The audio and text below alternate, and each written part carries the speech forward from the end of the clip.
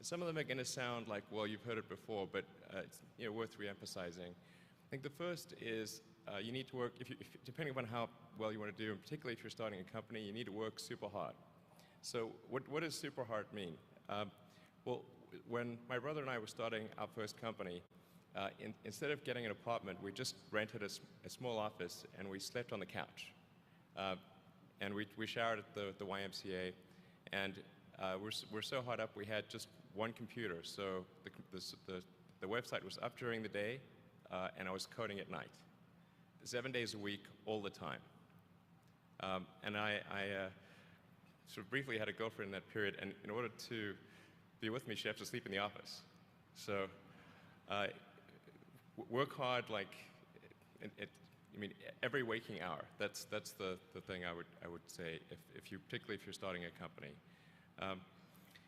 And I mean, if you do simple math, you say like, okay, if somebody else is working 50 hours and you're working 100, you'll get twice as much done in the course of a year as the other company.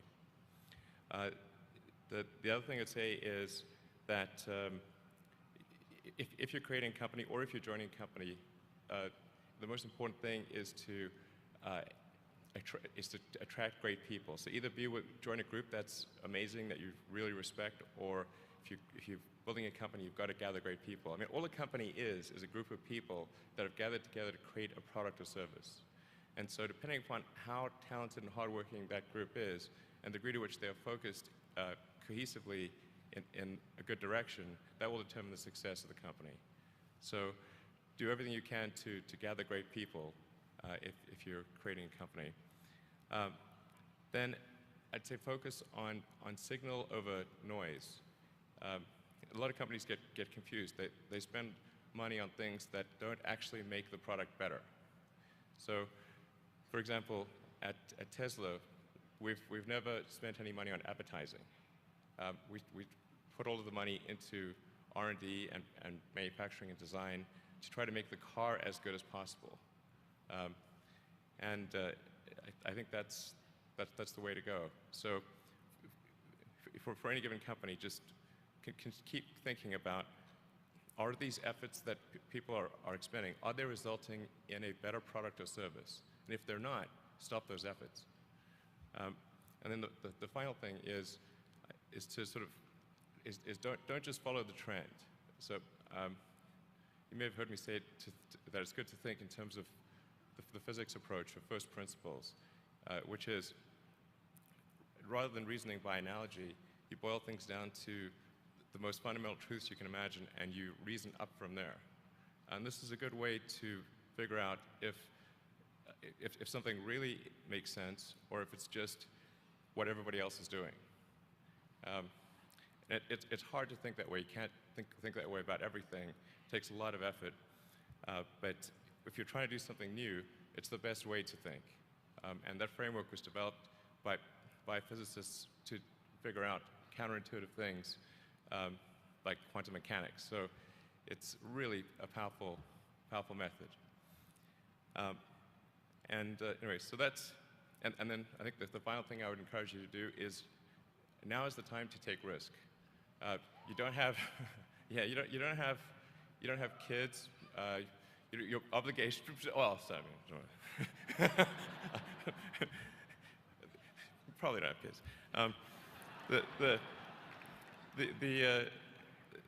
But as you get older, your obligations increase. So and once you have a family, you start taking risk not just for yourself, but for your family as well. It gets much harder to do things that might not work out.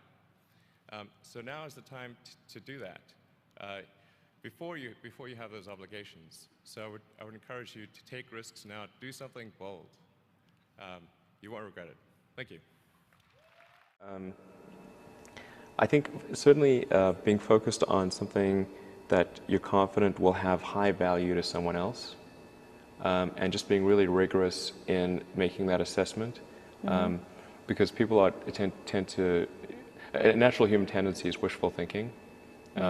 So a challenge for entrepreneurs is to say, well, what's the difference between really believing in your ideals and sticking to them versus pursuing some unrealistic dream that doesn't actually have merit? And that is a really difficult thing to tell. Can you tell the difference between those two things? Right. You know? So you need to be sort of very rigorous in your self-analysis.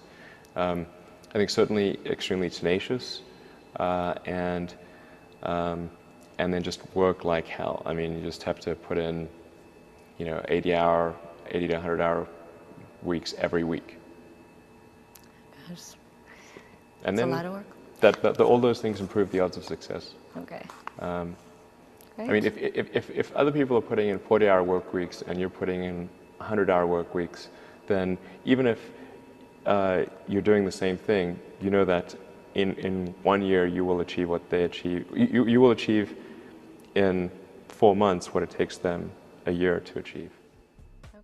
And then I think it's also important to reason from first principles rather than by analogy. So the normal way that we conduct our lives is we reason by analogy.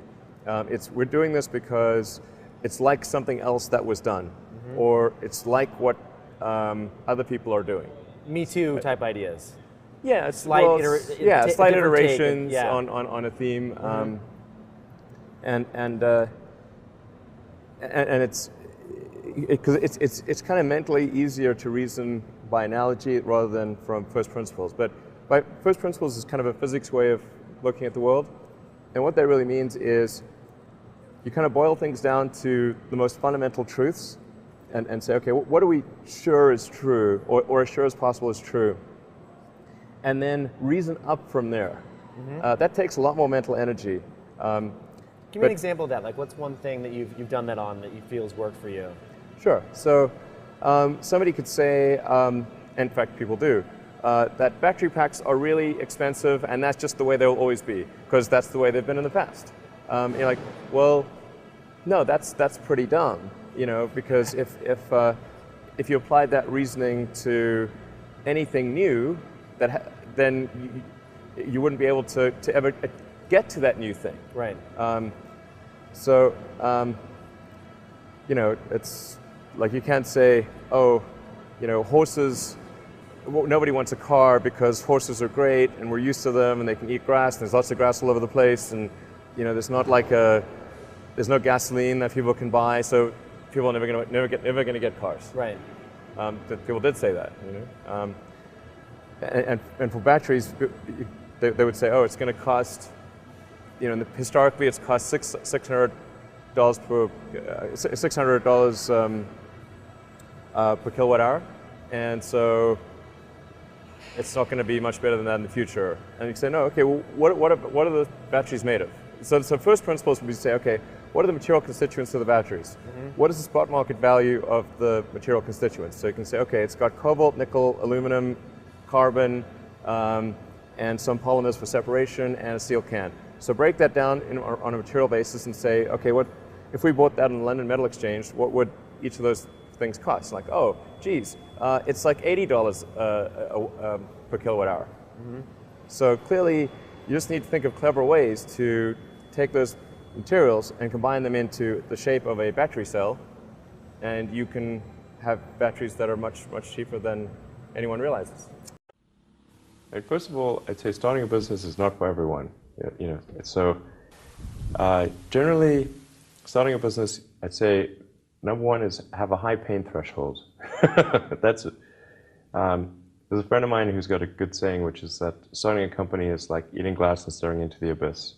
Okay, that's generally what happens, because when you first start a company, there's lots of optimism and things are great, and then so happiness at first is high. Then you encounter all sorts of issues, and happiness will steadily decline, and then you'll go through a whole world of hurt. And then eventually, if you succeed, and in most cases you will not succeed, and Tesla almost didn't succeed, came very close to failure. Then if you succeed, then after a long time you will finally get back to happiness. I think too is you've got to make sure that whatever you're doing is a great product or service. It has to be really great. And I go back to what I was saying earlier, where if you're a new company, I mean, unless it's like some new industry or new market that if it's an untapped market, or then you have more ability to, the standard is lower for your product or service. But if you're entering anything where there's an existing marketplace against large entrenched competitors, then your product or service needs to be much better than theirs. It can't be a little bit better, because then you put yourself in the shoes of the consumer and they say, why would you buy it as a consumer? You're always going to buy the trusted brand unless there's a big difference. So a lot of times, entrepreneur will come up with something which is only slightly better. And it can't just be slightly better. It's got to be a lot better. Number 3, I'd say, is constantly seek criticism. A well thought out critique of whatever you're doing is as valuable as gold. And you should seek that from everyone you can, but particularly your friends. Usually your friends know what's wrong, but they don't want to tell you because they don't want to hurt you. So lift you up, sort of your. Yeah. So they'll say, "Oh, I want to encourage my friend, so I'm not going to tell him what I think is wrong with his product." Yeah. It doesn't mean your friends are right, but very often they are right, and you at least want to listen very carefully to what they say. And to everyone, if you're looking for, basically, you should take the approach that you're wrong. That you, the entrepreneur, are wrong. Your goal is to be less wrong. I think successful entrepreneurs probably come in all sizes, shapes, and flavors. I'm not sure there's any one particular thing. For me, some of the things I've described already, I think, are very important. I think really an obsessive nature with respect to the quality of the product is very important. So being obsessive compulsive is a good thing in this context. Really liking what you do, whatever area that you get into. Given that even if you're the best, there's always a chance of failure. So I think it's important that you really like whatever you're doing. If you don't like it, life is too short. I'd say and also if you like what you're doing, you think about it even when you're not working. I mean, it's something that your mind is drawn to, and if you don't like it, you just really can't make it work, I think.